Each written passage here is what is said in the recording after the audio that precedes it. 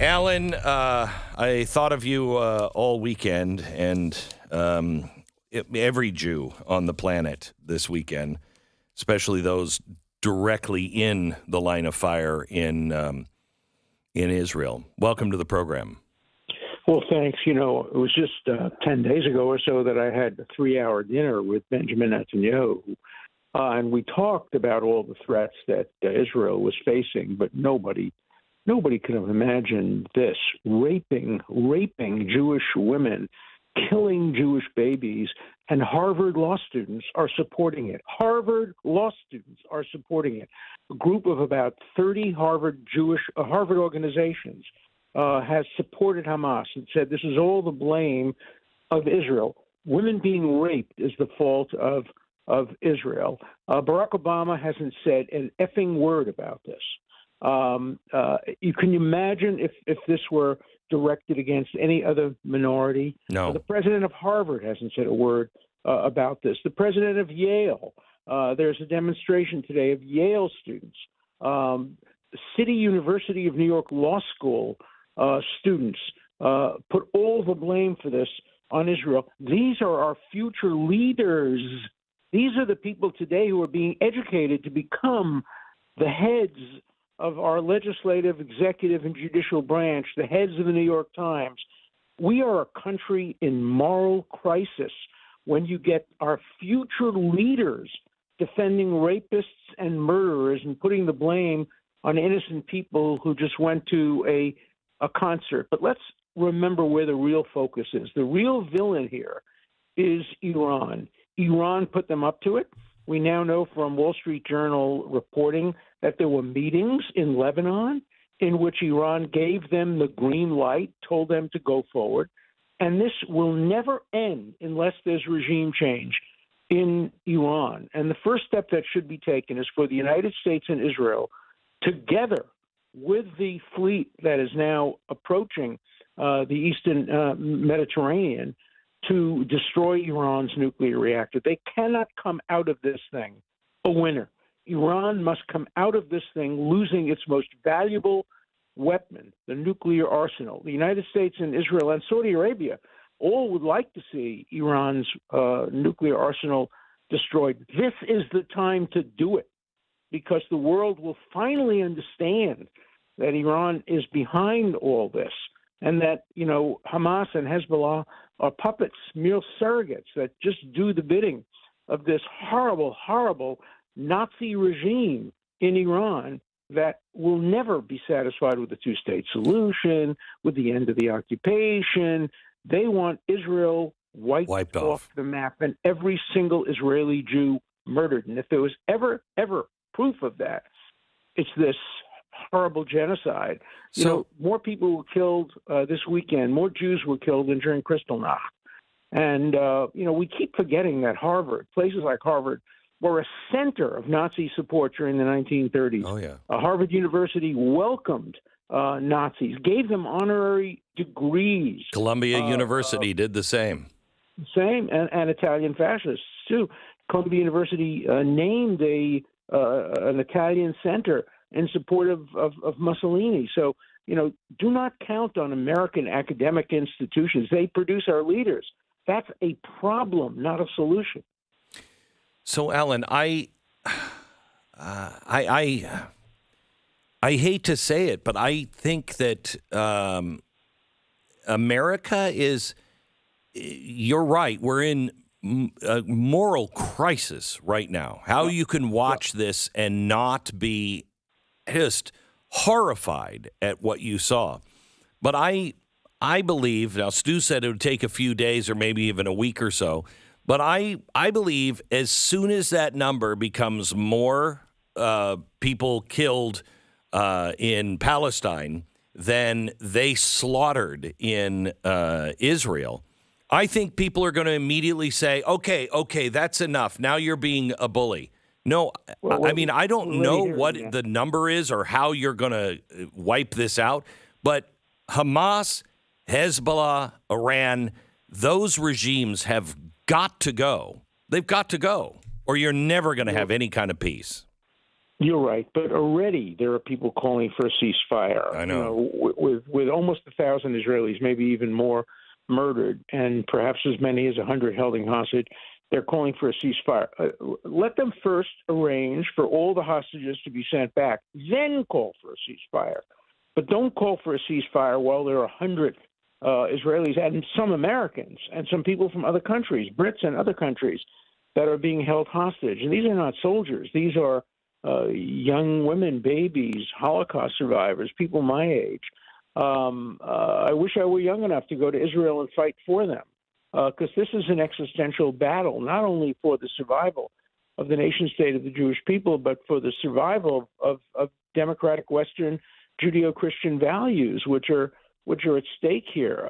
The head mullah recently said Israel's first, but they're not the last.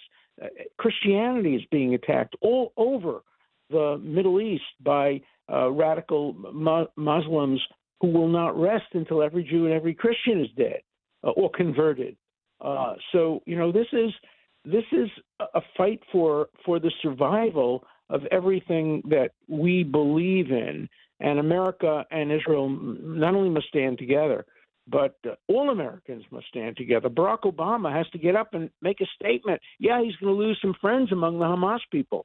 The squad, the evil squad, must stand up in support of American and Israeli values, but they won't. The Harvard students, the Yale students, the City University of New York. I went to that university. I went to Brooklyn College.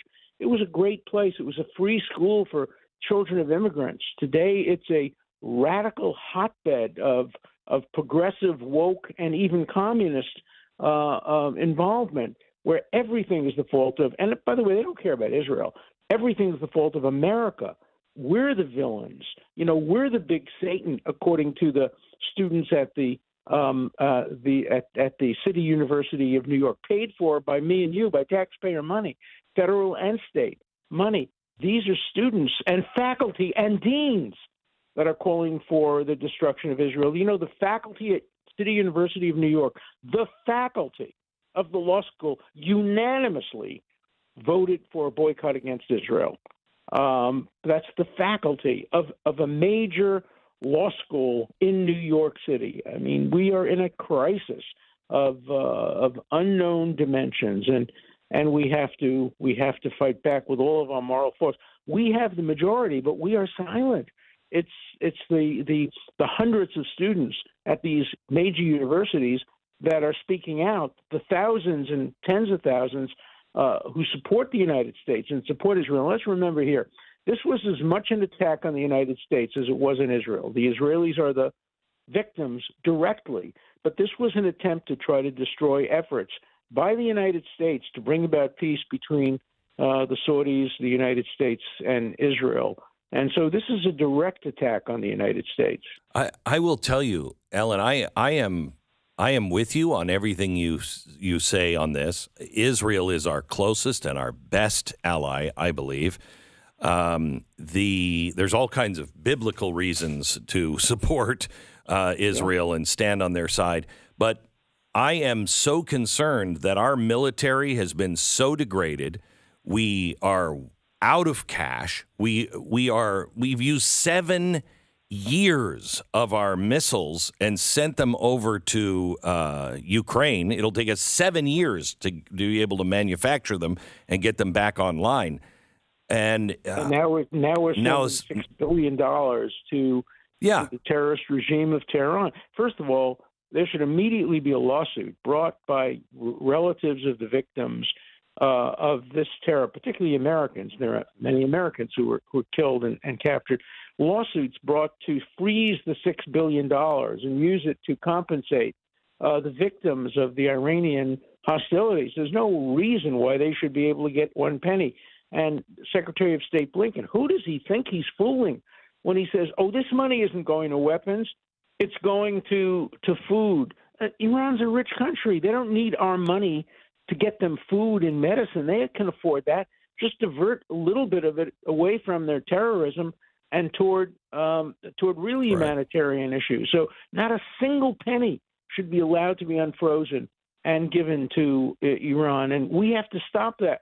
Lawsuits should be brought, and I would be happy to cooperate in any such lawsuit to freeze that money and make sure not a penny of it goes to support further terrorist acts. When you pay $6 billion to release an American hostage, what you're simply doing is raising the price for hostage taking, and there'll be more hostage taking.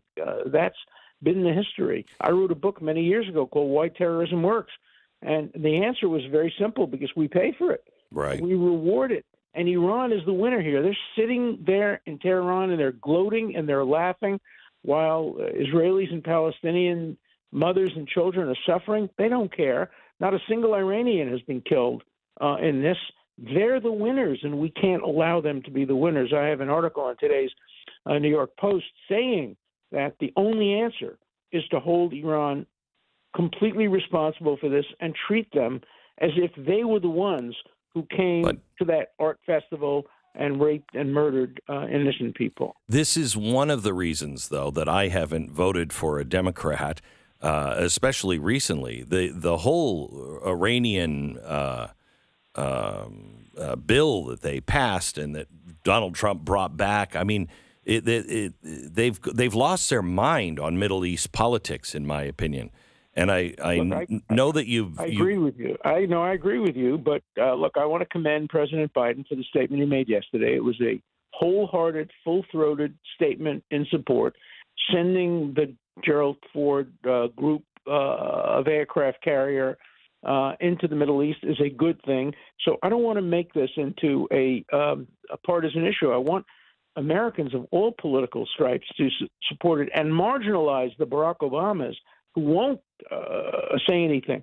I bet you Barack Obama will say something. I mean, his people will call him and say, look, you're being attacked, you're being criticized. He'll probably make some mealy-mouthed statement. But Barack Obama is one of the great villains of this piece. He called me into the Oval Office just before his second election, and he said, Alan, you know me for a long time. I was a teacher. He was a student at Harvard. He said, I have Israel's back. What I didn't realize is that he was painting a target on it and allowing Israel to be used as the scapegoat. As he was leaving office, he gave one last goodbye present to Israel. He allowed the United Nations to declare the Security Council, with the United States vote, to declare the Western Wall the holiest place of Judaism, something that's been part of Judaism for thousands of years, to declare that legally occupied territory. The Hadassah Hospital, the Hebrew University, all of which Barack Obama, allowed to be called illegally occupied territory. Shame on him. Alan, best of luck. So our charity, my charity, is kicked into high gear, and we're doing everything that we can. And if there's anything we can help, there's no better group supporting Israel today than evangelical Christians. I don't speak on behalf of Jews or on behalf of Israel. I only speak on behalf of myself. But thank you, evangelical Christians. Thank you, Christians of every stripe and every dimension, for being so supportive of Israel. And I know you will continue to show that kind of support. I know I took my family almost 10 years ago to Auschwitz, and I told my kids to read up. They could pick anybody they wanted to pick, but they had to be one of the righteous among the nations. And I told them then, now is the time to decide who we are. And we stand proudly with Israel and the Jewish people. Thank you.